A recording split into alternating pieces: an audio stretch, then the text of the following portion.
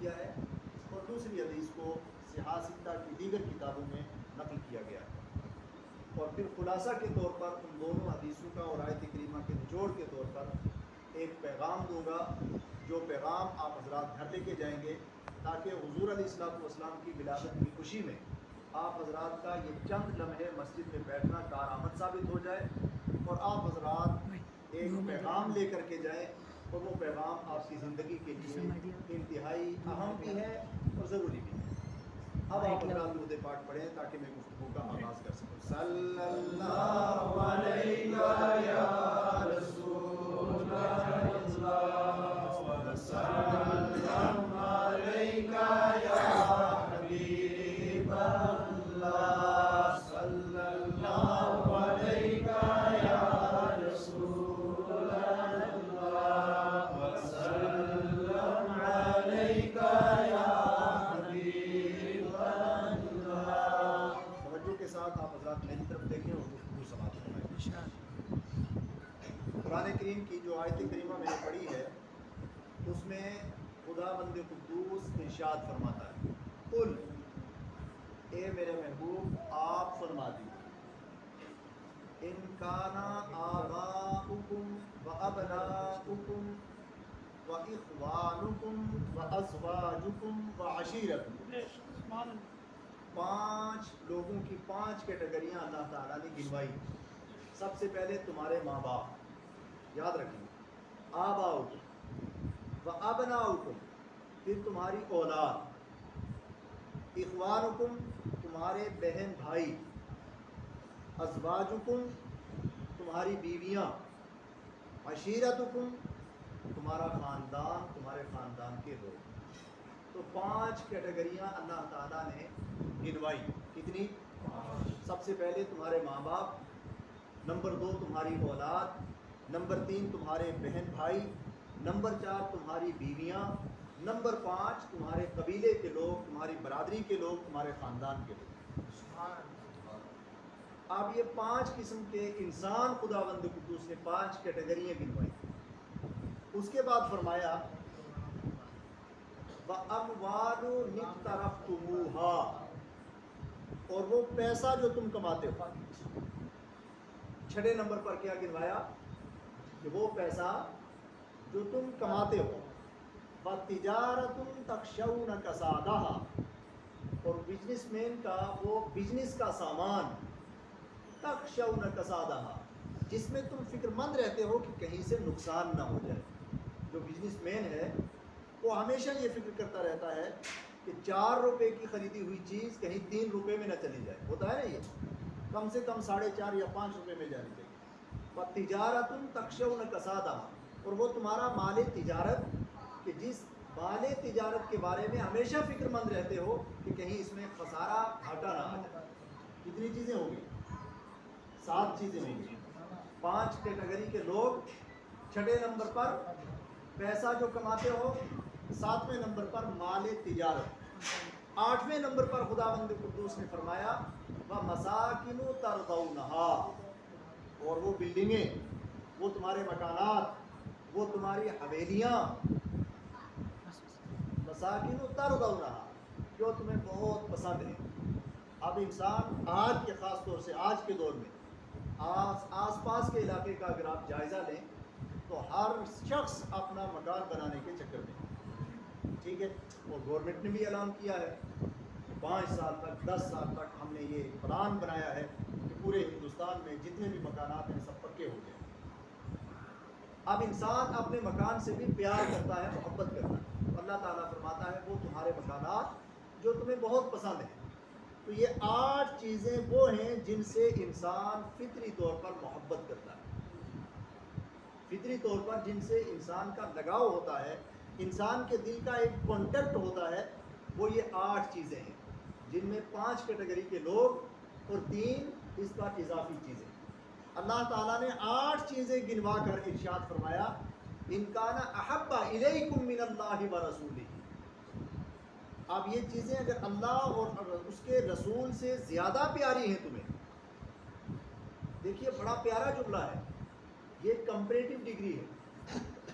Comparative degree میں آپ حضرات سمجھتے ہیں کہ اللہ تعالیٰ نے مکان سے محبت کرنے کی نفی نہیں کی ہے، اللہ تعالیٰ نے اولاد سے پیار کرنے کی نفی نہیں کی ہے، ماں باپ سے محبت کرنے کی نفی نہیں کی ہے، مال تجارت کو دل میں بسانے سے اس کی نفی نہیں کی ہے، بلکہ ان تمام چیزوں کی محبت کو ثابت کیا ہے کہ ان تمام چیزوں سے انسان فطری طور پر محبت کرتا ہے، اور آپ بھی محبت کریں۔ لیکن جب ان چیزوں کا کمپیئر اللہ اور اس کے رسول سے ہو جائے، اللہ اور اس کے رسول کے نام پر ان چیزوں کو قربان کرنا پڑے، تو پھر مسلمان کا شیوا یہ ہونا چاہیے۔ اللہ تعالیٰ فرماتا ہے کہ اگر یہ ان چیزوں کی محبت اللہ اور اس کی رسول کی محبت سے زیادہ ہو گئی، ان چیزوں کی محبت میں گم ہو کر تم نے اللہ اور اس کے رسول کو بھلا دیا، فراموش کر گئے، تو پھر کیا ہوگا؟ فَتَرَبَّصُوا، تو انتظار کرو۔ کس چیز کا انتظار کرو؟ حَتَّى يَأْتِيَ اللَّهُ بِأَمْرِهِ، پھر اللہ کا عذاب آ جائے گا، اللہ کے عذاب کا انتظار کرو۔ یہ ہے آیت کریمہ کا مفہوم۔ سمجھ میں آئی بات؟ کہ یہ 8 چیزیں خداوند قدوس نے گنوائیں، اب ان 8 چیزوں سے آپ محبت کیجئے، لیکن جب کبھی خدا کے رستے میں ان چیزوں کی محبت کو قربان کرنا پڑے تو اس وقت اسلام کا مطالبہ یہ ہے، قرآن کا مطالبہ یہ ہے کہ ایسی صورت میں اللہ اور اس کے رسول کو ترجیح دے دیں اور ان چیزوں کو مرجوح قرار دیں، تب آپ کی زندگی کامیاب ہوگی۔ ورنہ اگر کہیں اللہ اور اس کے رسول کے راستے میں خرچ کرنے کی بات آ جائے اور آپ مال سے محبت کر کے پیچھے چھپا کے رکھیں، خدا اور اس کے رسول کے نام پہ خرچ کرنے میں اپنے مال میں کنجوسی کریں، اللہ تعالیٰ دو ٹوک الفاظ میں فرماتا ہے پھر انتظار کرو، اللہ کا عذاب آنے والا ہے۔ اب ہم صحابہ کرام کے عمل سے دیکھیں گے تو یہاں سے پتہ چلا کہ اللہ اور اس کے رسول کی محبت، یہ مطالبہ ہے قرآن کا کہ آپ اللہ سے محبت کریں اور اس کے رسول سے محبت کریں۔ اب اس محبت کے کچھ تقاضے ہیں، یہ محبت کچھ کرواتی ہے انسان سے۔ اس محبت کا تقاضا کیوں، یہ محبت کا تقاضا کیوں کیا گیا، اس محبت کو مطلوب اور مقصود کیوں بنایا گیا، اس کی وجہ کیا ہے؟ اب آئیے 2 حدیث میں نے کہا تھا۔ پہلی حدیث امام بخاری نے صحیح بخاری میں روایت کی، وہ فرماتے ہیں کہ صحابہ اکرام، غالباً حضرت ابو ہریرہ رضی اللہ تعالیٰ عنہ اس کے راوی ہیں، یا حضرت عبداللہ بن مسعود، وہ فرماتے ہیں ہم لوگ ایک غزوے میں تھے، دشمنان اسلام کے ساتھ، حضور کے دشمنوں کے ساتھ جنگ تھی، جنگ کا ماحول تھا، اور یہ جنگ محض اسلام کے خلاف لڑی جانے والی جنگوں کا مقابلہ نہیں تھی، بلکہ بسا اوقات جنگ مدینہ شریف کو بچانے کے لیے تھی۔ مدینہ میں مسلم بھی رہتے تھے، مدینہ میں نان مسلم بھی رہتے تھے، اب چاہے مسلمان ہو چاہے نان مسلم ہو، مدینہ کے لوگوں کی حفاظت کے لیے بھی جنگیں لڑی گئیں۔ غزوہ خندق کس لیے لڑا گیا؟ تاکہ مدینہ محفوظ رہ سکے، اسلام نہیں، مدینہ محفوظ رہ سکے۔ مدینہ میں بسنے والے یہودی بھی تھے، مدینہ میں بسنے والے کچھ عیسائی بھی تھے، مدینہ میں بسنے والے مسلمان بھی تھے۔ تو غزوہ خندق محض اس لیے ہوا، غزوہ احزاب محض اس لیے ہوا کہ مدینہ کو باہری حملوں سے بچایا جائے۔ تو جب بھی غزوہ کا لفظ بولا جائے تو کسی کے ذہن میں یہ خیال قطعاً نہ آئے کہ ہر جنگ اسلام کے خلاف آواز اٹھنے والی آواز پہ کے خلاف لڑی گئی تھی، نہیں، کبھی کبھار ایسا تھا کہ اس جنگ میں حضور علیہ الصلوۃ والسلام نے باضابطہ دعوت دی تھی، مسلمانوں کے ساتھ ساتھ حضور علیہ الصلوۃ والسلام کے ساتھ غزوہ خندق میں یہودیوں کے قبائل بھی موجود، نان مسلم بھی موجود تھے جو حضور علیہ الصلوۃ والسلام کے ساتھ کھڑے ہو کر کے ان دشمنوں کا مقابلہ کر رہے تھے جو مدینہ پہ حملہ ہو رہے تھے۔ بہرحال ایسا ہی کوئی غزوہ تھا، اور غزوے کے بارے میں حضور علیہ الصلوۃ والسلام نے فرمایا جہاد کے بارے میں۔ ایک صحابی نے پوچھا تھا، یا رسول اللہ جنت میں جاؤں تو عمل بتائیے کیا ہے، کون سا عمل کروں تو جنت میں جاؤں؟ حضور نے فرمایا تلوار لے کر اعلاء کلمت اللہ کے لیے نکل جاؤ، اپنی جان خدا کے راستے میں قربان کر دو، جنت میں چلے جاؤ۔